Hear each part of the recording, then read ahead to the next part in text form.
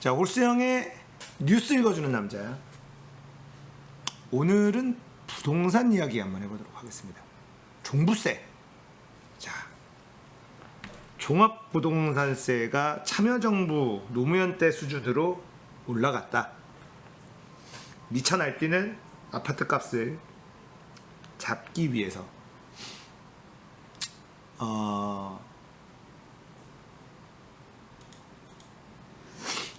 이게 결국은 뭐냐면 9억에서 6억으로 공시지가 기준. 공시지가 기준이니까 공시지가가 실거래가보다 많이 싸죠. 그래서 공시지가 6억부터 이제 종부세 대상이 된다. 대충 한 10억 이상 정도의 실거래가에서 사시는 분들이 종부세 대상이 된다. 대다수의 국민들은 해당이 안 된다. 네.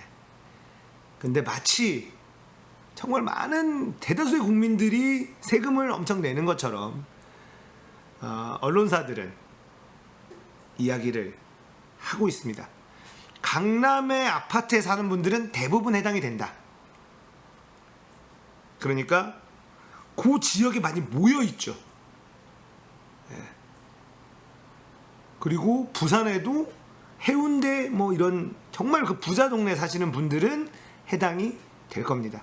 대부분은 공시지가 6억 정도에 사시는 분들은 종부세 내는 게 아깝다.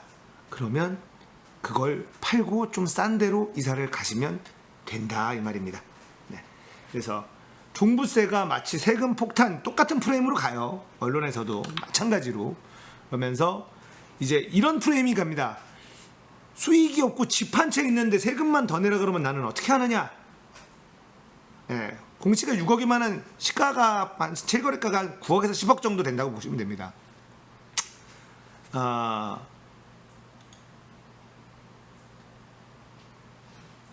내가 이제 은퇴하고 수익이 없고 집 한 채 딸랑 있는데 종부세 더 내라 그러면 나는 어떡합니까? 이렇게 얘기하는 인터뷰들이 쭉 나옵니다. 이제 나오고 있고요. 자, 그런 분들은 그 세금이 아까우면 매물로 내놓고 종부세를 안 내는 집으로 이사를 가시면 되고요. 모두를 만족시킬 수 있는 정책이라는 것은 불가능하기 때문에. 자, 그러면은 이제 여론조사를 또 했어요. 리얼미터에서. 종부세는 지금 현재의 어떤 부동산 정책에 대해서 찬성이 한 57% 정도, 반대가 한 30% 정도. 그러니까 한 반대보다 찬성이 한 2배 정도 많은. 미쳐 날뛰고 있는 그 부동산 값을 붙잡아야 된다. 그리고 이런 포탈의 부동산 정책에 대한 댓글들을 쭉 보면 부족하다라는 이야기도 많이 들리죠. 자, 제가 지금 현재 이제 문재인 정부가 처한 아주 골치 아픈 상황에 대해서 몇 번 말씀을 드렸는데요.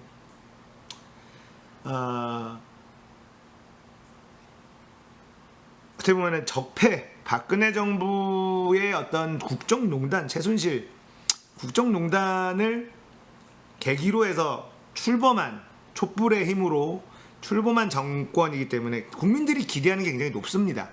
근데 자, 집값은 잡아야지 돼요. 내 집값은 올라야 되고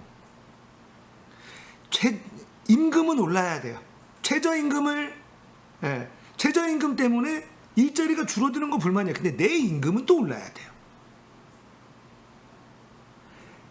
사회적인 이익과 개인적인 이익이 가장 첨예하게 충돌하고 있는 시대가 아닌가라는 생각이 듭니다. 그래서 이번에 부동산 정책은 제가 봤을 때는 정부가 할 수 있는, 그러니까 정부는 이런 게 있어요. 부동산 정책을 쓰는 게 늘 무섭습니다.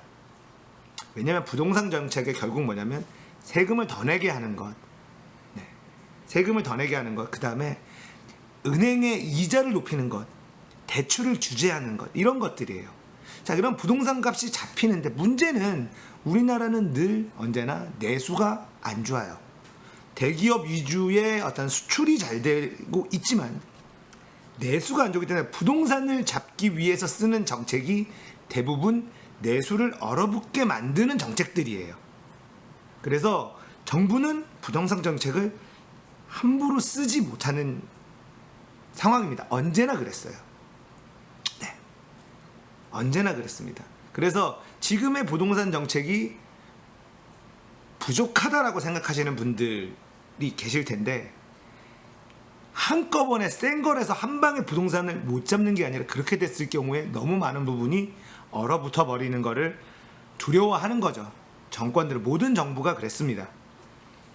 근데 참 아이러니한 게요, 이명박 박근혜 정부 때 부동산 값을 떠 올리려고 할 때는 집값이 떨어지다가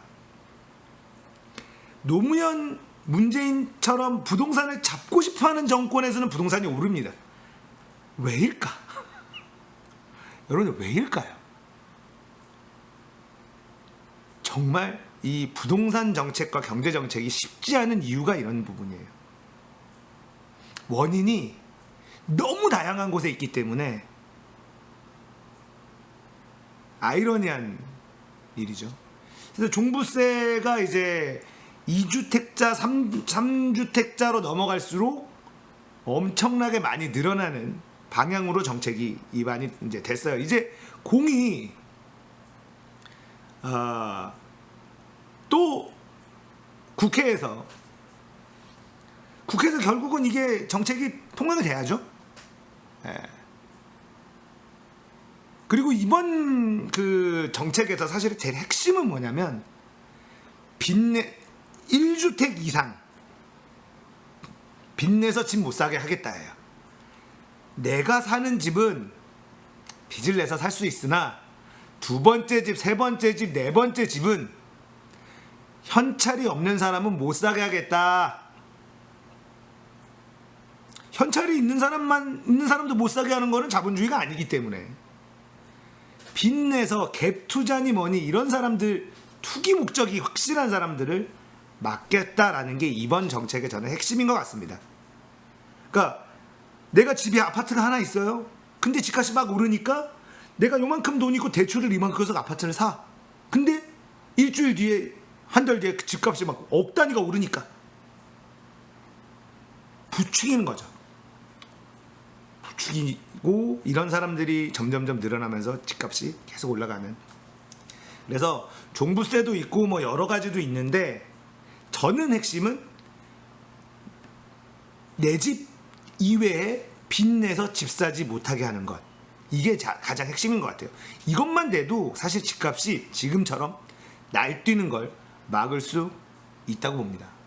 자, 종부세 총액 37억 아파트 가진 2주택자가 종부세가 기존에 393만 원이었다가 1353만 원으로 늘어난다. 네. 이런 게 이제 요즘에 조선일보나 이런 데서 나오는 것들이에요. 자, 그러면 어떻게 해야 되느냐? 계산기 두드려 보면 되죠. 이 세금을 내면서도 내가 갖고 있는 게 이익인지, 가격이 더 오르는 추세일 때는 종부세를 내면서 가지고 있는 게 이익일 겁니다. 근데 만약에 가격이 이제 오르는 게 완만해지거나 하향 곡선을 내릴 거다라고 하면 종부세 내는 게 손해가 되겠죠. 그러면 매물이 나오게 될 거고, 매물이 그러다가 쏟아져 나오게 되면 가격이 하락하게 될 겁니다. 지금은 거품이죠. 지금은 거품이에요. 자, 내수 경제가 돌지 않는 이유를 모든 언론사들이 최저임금 때문에 실업률이 높아져서다라고 얘기를 하고 싶지만, 사실 그러한 증거는 어디에도 없습니다. 가장 확실한 건 우리나라에 돈이 없는 것이 아니라 그 많은 돈이 우리의 엉덩이 밑에 깔려 있기 때문에, 네, 우리의 그 많은 현금들이 우리가 엉덩이 밑에 깔고 앉아 있기 때문에 밖에 돌아다니는 돈이 없다라는 거예요. 그래서 어떻게든 부동산에 깔려있는 돈을 실물로, 현실로 끄집어내야 돈이 돌기 시작할 겁니다. 그쵸? 그러나 부동산은 확실하게 오르기만 하고 다른 데는 확실한 게 없으니 부동산으로 몰리는 거고요. 자, 그래서 우리가 이번에 부동산 정책을 바라보는 국민들의 대다수의 시선은 좀 더 지켜보자, 부족해 보인다, 그러나 좀 더 지켜보자 인 것 같습니다. 여러분들이, 이 방송을 보고 계신 여러분들, 시청자 여러분들이 나 종부세 때문에 짜증나네 이런 분이 계시면 부자, 너무 짜증내지 마시고, 그것도 없는 우리가 더 짜증나니까 너무 짜증내지 마시고